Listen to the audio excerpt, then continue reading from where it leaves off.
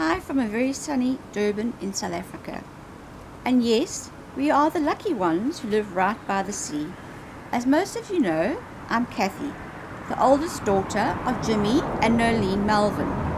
And I was an only child for a very brief period of 10 months. When Miss Jeannie arrived, I became a baby all over again. And poor Mum now had twins. As you've seen from the wonderful pictures that Jeannie has found, we were nearly identical, except I had the blonde curly hair and Jean had the brown straight hair. My mum was the most amazing seamstress, making us matching outfits so that the Melvin girls were always immaculately dressed and went everywhere with my parents. I was my dad's mini-me and Jeannie was a double of Mum.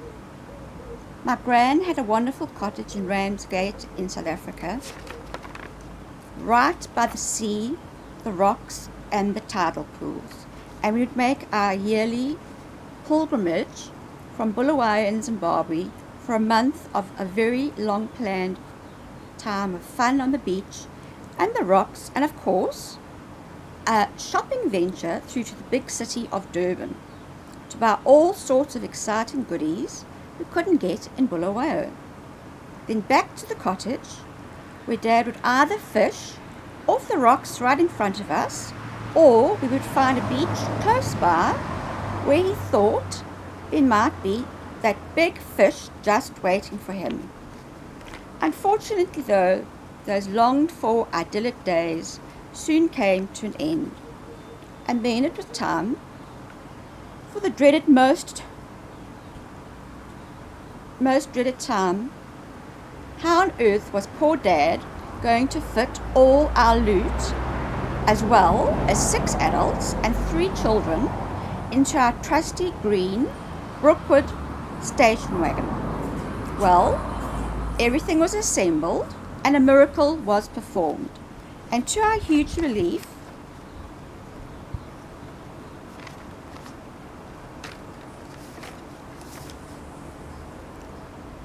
I think this may be one of the reasons I married my Swiss husband Rolf, as he too performs miracles every time I have to travel, while I hide and curse myself for buying too much stuff once again.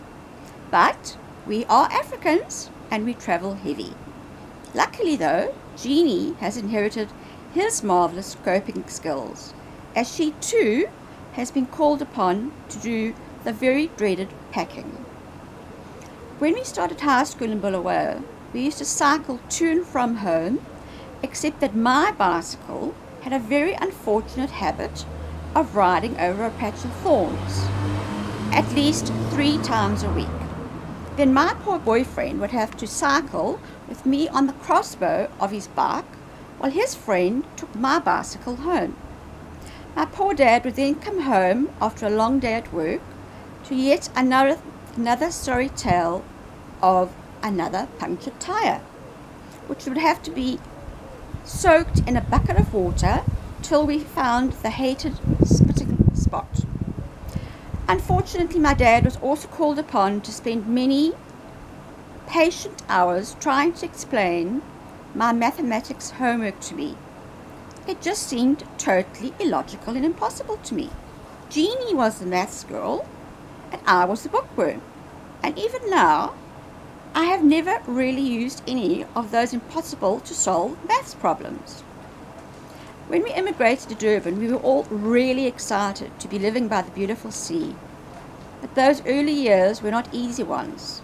However, Dad established himself as a very well-respected electrician and opened up his own electrical company. It was during this period that my dad was tasked with taking Jeannie and I on our first driving lesson. At that time we had a 2-door red automatic VW variant.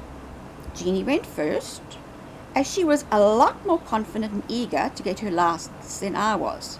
In South Africa, you can only get your license when you're 18. So, now it was my turn. Got all my mirrors all correctly set, and off we went. Except I had put the car into reverse and was zooming along backwards down a very busy, steep road. Poor Dad yanked up the handbrake and said, "Enough, girls! From now on, your mother can take you." Even he had his limits. The last time I spoke to Dad was on Skype on the morning of his 78th birthday on the 20th of November, as I was eagerly awaiting to hear how he'd enjoyed his outing to Bob and Jeannie's home on Saturday the 19th of November, when Jeannie had driven down to Green Valley to fetch him whilst her turkey was cooking. As this was to be an early Thanksgiving, birthday and Christmas celebration before she came home to spend Christmas with us. He told Rolf and I he'd had a wonderful time, even having a beer and a glass of wine, and Jeannie had packed him up a parcel of goodies to have for lunch the next day. Earlier in the year, he had requested that I please buy him a pair of shoes that in South Africa we call velskoens, which are a pair of very hardy, comfortable shoes, which arrived shortly before this day. So I asked him, "So Dad, what did Bob think of your velskoens?" "Oh no," he said, "I didn't wear them. I'm saving them." I said to him, "For what?" Well, he said he might be invited to a velskoen convention, at which we all laughed about. But if you only take one thing away from my message today, please let it be to wear and use everything you own and tell your loved ones how much they mean to you. As when Jeannie went down that afternoon to wish Dad a wonderful birthday, his breathing had deteriorated and he was hospitalized.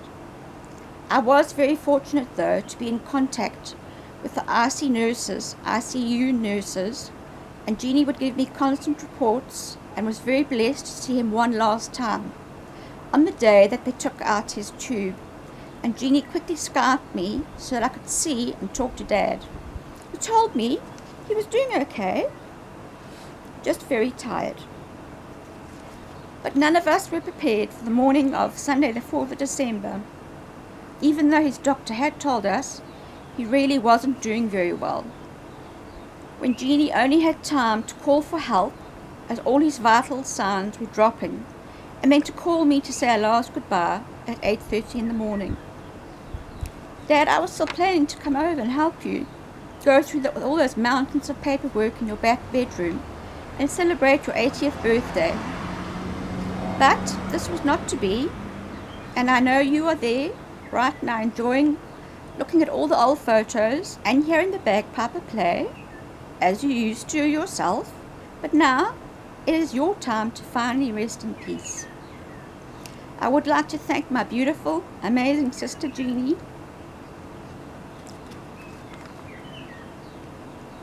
for arranging this wonderful celebration of life for Daddy. You'd be so proud of you, Jean. As he knows, the only thing I can contribute is moral support from a different continent. Thanks also to all of those who have helped Jeannie in any way possible they could. We both really appreciate it. Our lives are all that much richer for the knowledge and guidance that he shared with all of us on a variety of many different subjects that he knew all about. We love and miss you so much, Dad, but have so many precious memories of cherished times spent together. Lots of love, Rolf and Kathy.